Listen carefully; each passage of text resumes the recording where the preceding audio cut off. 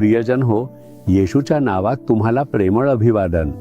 येशू ख्रिस्त तुमच्यावर खूप प्रेम करतात, म्हणूनच ते दररोज तुमच्याशी बोलत आहेत.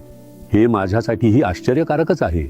ते तुम्हाला प्रोत्साहित करत आहेत, वचन देत आहेत, सामर्थ्य देत आहेत, दिलासा देत आहेत, बरे करत आहेत आणि आपल्या सल्ल्याने तुमचं मार्गदर्शन करत आहेत, कारण ते तुमच्यावर खूप प्रेम आणि आपुलकी करतात.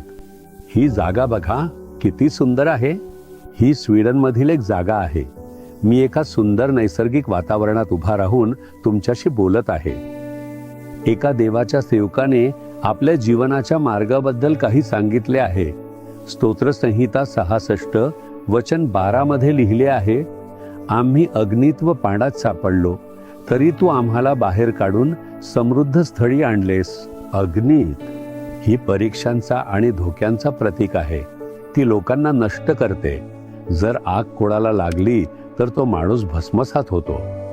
तो म्हणतो, आम्ही आग आणि पाण्यातून गेलो, पण तू आम्हाला वाचवून सुखाने भरले आहेस.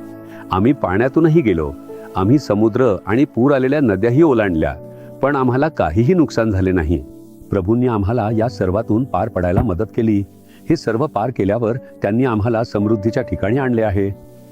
तुम्ही म्हणू शकता, आम्ही आगीतून चालत जातो भाऊ, आम्ही पाण्यातून चालत जातो भाऊ, आम्ही क्लेश, छळ आणि वेदना यांतून जातो. पण प्रभूंनी तुम्हाला या सर्वातून पार पडायला आधी मदत केली नव्हती का? फक्त मागे वळून पहा. तुम्ही किती वेदना, त्रास आणि अडचणींना सामोरे गेलात. त्या सर्व गोष्टींनी तुम्हाला गिळून टाकलं का, दबावाखाली आणलं का किंवा निष्क्रिय केलं का? नाही, बरोबर ना? तुम्ही त्या सर्वातून पार पडू शकलात, कारण प्रभू तुमच्या सोबत होते. आता पुढे काय होईल? तुम्हाला समृद्धीची पूर्णता मिळेल. आतापासून तुम्ही समृद्धीची पूर्णता पाहाल. जेव्हा तुम्ही आग आणि पाण्यातून पार पडाल, तेव्हा तुम्ही समृद्ध कणांमध्ये प्रवेश कराल. प्रभू म्हणतात, तुम्ही आग आणि पाण्यातून पार गेलात.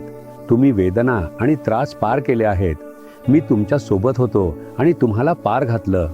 मी तुला कायमस्वरूपी आगीत उभं राहू देणार नाही.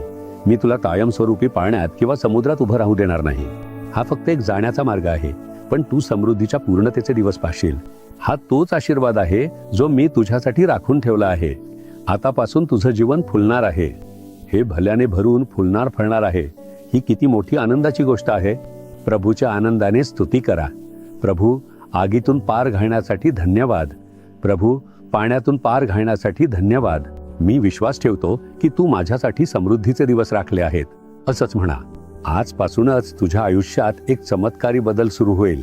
तुम्ही असं म्हणाल का, हे प्रभू, आम्ही आग आणि पाण्यातून गेलो, तुम्ही आमच्या सोबत होता आणि आमची मदत केली.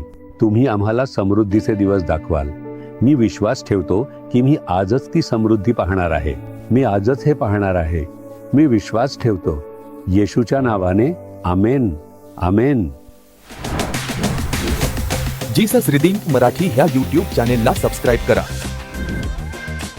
सबस्क्राईब बटनावर क्लिक करा आणि बेल चिन्हावरही क्लिक करा. दररोजच्या नवीन कार्यक्रमांची माहिती मिळवा.